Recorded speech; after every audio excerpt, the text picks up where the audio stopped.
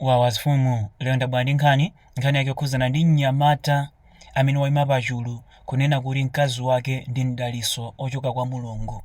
Mnyamata ameneyu zina lake ndi Ogwa Michu, amachokera ku Nigeria.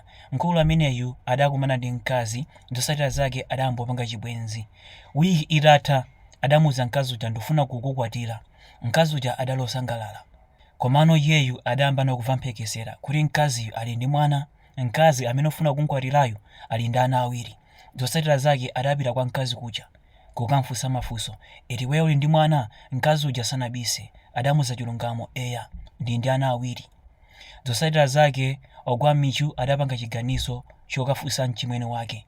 Adapita kwa mchimwene wake adamfotokozera kuti ine ndakumana ndi mkazi ndipo mkaziyo ndamkonda, koma vuto mkaziyo ali ndi ana awiri. Mchimwene wake adamuza kuti bale, inoyi si nthawi yomadya ma leftovers. Ngati nzako wazisiya pita katayi ku bini. Nde iweyo sukuyenera kutenga mkazi oti wina wake wamusiya iwe kumbweretsa mnyumba mwako. Nde kuti iweyo mutu wako sukugwira, ino si nthawi yomakwatira azikazi amene ali ndi ana kale. Kenako anamfunsa ukudziwa chifukwa chimene adamusiyira mkaziyo. Yeyu adanena kuti ayi, pamenepo ndi pamene pali mafunso. Iweyo zifunse weka, kodi mkaziyo adamusiya chifukwa chani? Adayankhula zambirimbiri zonyansa zokhuzana ndi mkazi amene ali ndi mwana kaleyo. Zotsatira zake Ogwa Michu adapanga chiganizo chosamukwatira mkazi uja. Tsiku linanso adapanga chiganizo chopita kwa ankulu ake. Ndakucheza na ankulu ake adamfunsa mafunso, kodi mbale ukwatira liti? Ye uja adayankha kuti ine mkazi nampeza, koma vuto ndilokuti mkaziyo ali ndi ana awiri. Nde ndasintha maganizo, sindifunanso kunkwatira mkazi ameneyo. Ankulu ake adamfunsa funso la simple, iweyo mkazi unamkonda? Yeyu adanena kuti eya, mkaziyo namkonda kwambiri. Are you serious? Ananena kuti eya. Kenako ankulu ake aja adamuza kuti uziwa chani, osazalola dziko lidzakupangireni zisankho.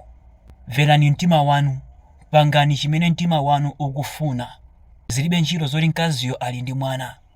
Dikira ndikupase chisanzo. Anampasa chisanzo. Ungathe kukatenga mkazi ku nyumba yabwino, ku nyumba yoti ndi yachikhalidwe, ndipo nkupita kwa abusa kukapanga ukwati oyera bwino ndithu. Koma zotsatira zake nyumba mwakomo mtendere osawupeza.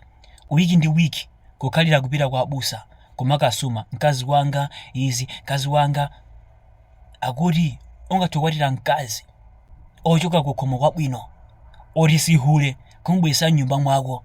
Zotsatira zake mkazi uja ndikuyamba uhule nyumba mwako, ndikubekera ana ora anawo si yako, anawo akuchoka kunja, iwe nkumangwalira kumona ngati anawo ndi yako.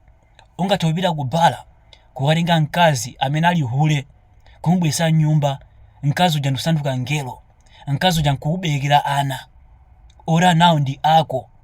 Ndengati ufuna mkazi osazalola kuti dziko likusankhireni zofuna zanu, osalola kuti dziko likupaseni pressure. Pangani zimene mwafuna, pangani zimene mtima wanu ukufuna. Anthu ambiri amanena kuti pa Facebook sikupezera azikazi. Choti muziwe ndichi, anthu ena ake adapezera pa Facebook azikazi ndipo mpaka pano akukhala limodzi, ndipo akhala mwamtendere, ndipo china chilichonse chili bwino. Ndi osazalola kuti makomenti amene amakomenta anthu ku mapost ena ndi ena akusokonezeni. Inuyo pangani zimene mtima wanu ukufuna, osazalola kuti dziko likupusiseni. Zotsatira zake mnyamata uja adamvera zonse zija, adapita kwa mkazi uja ndipo adankwatira mkazi uja. Ndiye akukhala mchimwene wake uja adanena kuti ine kukhomo kwako sinzaponda chifukwa chakuti udakwatira mkazi wa ana kale. Makolo akenso anyamata uja adanena kuti ine kukhomo kwako sinzaponda chifukwa chakuti udakwatira mkazi wa ana kale. Ndiye tsoka lake ndili makolo ake aja amene ali mayi yake adayamba kudwala. Zotsatira zake adapita ku nyumba kwa mnyamata wina uja amene sadakwatire mkazi wa ana kale. Adapita kumene kuja mkazi wake wa mnyamata uja adayamba kudandaula, ine apongoziwa sindakwanitsa izi ndi izi. Zotsatira zake mnyamata uja wa mkazi wa ana kale uja adapita kukatenga mayi yake kwa mbere wake ndikuyamba kukhala naye. Ndipo mayi aja monyinyirika adapita ku nyumba kwake kuyamba kukhalako, koma mkazi wa ana kale uja adayamba kuwasamalira mayi aja. Pano zikutha zaka 5 mpaka na pano sadarope sadajinyilike mpaka na pano amakhalira kusamalira. Komanso mkazi wa anakale uja panopa ali ndi kampani yake, ali ndi business yake, anatsegula kakampani kamene ali ndi anthu antchito. Ndipo mnyamata amene anakwatira wa anakaleyu panopa zinthu zikumuyendera kusiyana ndi anthu aja amene anakwatira azikazi opanda anakale.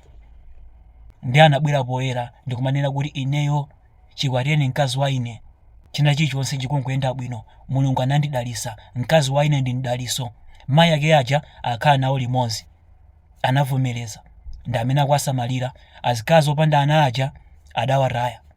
Ndabwera ndi nkhani imeneyi ndi cholinga choti anthu ena ake mutengere phunziro. Akuluakulu, kukwatiratu mkazi wa anakale si chifukwa.